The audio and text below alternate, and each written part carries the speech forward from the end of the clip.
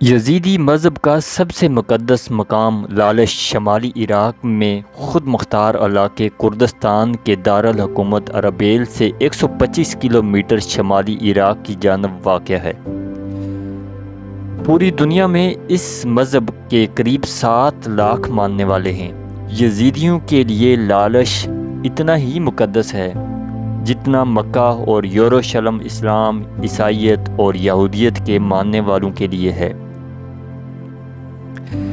اس 4000 سال پرانے مقام پر کوئی بھی آ سکتا ہے۔ یہاں متعدد عبادت گاہوں کے ساتھ یزیدیت کے بانی شیخ عدی بن مسافر کا مقبرہ بھی ہے۔ یزیدیت کی شروعات کہاں سے ہوئی؟ یہ معاملہ متنازع ہے، تاہم خیال ہے کہ یہ مذہب 7000 سال سے زیادہ پرانا ہے۔ وقت کے ساتھ ساتھ اس میں زرتشتی، صوفی، تصوف، عیسائیت اور یہودیت کے مختلف عناصر شامل کیے گئے ہیں۔ اس مذہب کا مرکزی عقیدہ یہ ہے کہ ایک خدا ہے جس نے انسانوں کو تخلیق کیا، جبکہ باقی جاندار 7 فرشتوں نے بنائے جن کی سربراہی مور فرشتہ ملک طاؤس کرتے ہیں۔ یزیدیت کا اہم عقیدہ یہ بھی ہے کہ ہم قدرتی دنیا کے ساتھ جڑے ہیں۔ قدرت کی قدیم عبادتوں میں بھی اس کی بنیادیں ملتی ہیں۔ عبادت گاہ کے دروازے پر سیاہ سانپ قدرت کے احترام کی علامت ہے۔ ہم کبھی سانپ کو مارتے نہیں، خواہ وہ زہریلا ہو۔ یزیدیوں کے لیے سانپ ایک اہم علامت ہے۔ ان کا خیال ہے کہ جب حضرت نوح کی کشتی کوہ ارارات پر ٹھہری تو ایک سانپ نے اپنے جسم سے اس کے سوراخ کو بھر دیا اور کشتی پر سوار تمام جانداروں کو ڈوبنے سے بچایا۔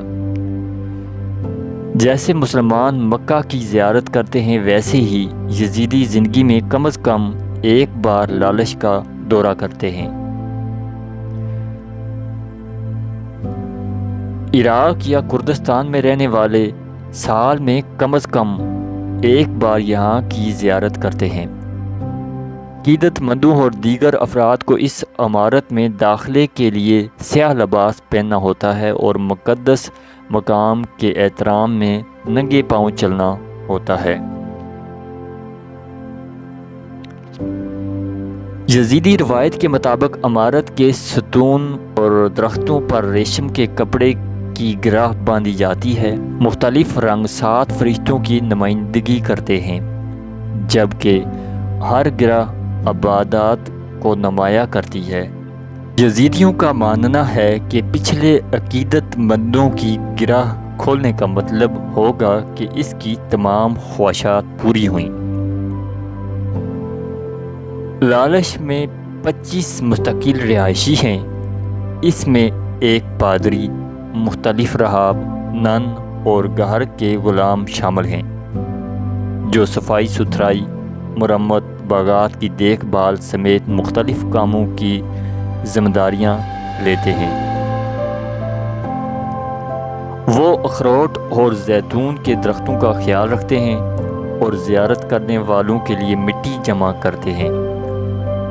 یہ کہا جاتا ہے کہ ہر یزیدی کے پاس لالش کی مٹی ہونی چاہیے جو وہ خوش قسمتی کے علامت کے طور پر اپنے ساتھ رکھتا ہے۔ یہ مٹی یزیدیوں کی آخری رسومات کا بھی حصہ ہے۔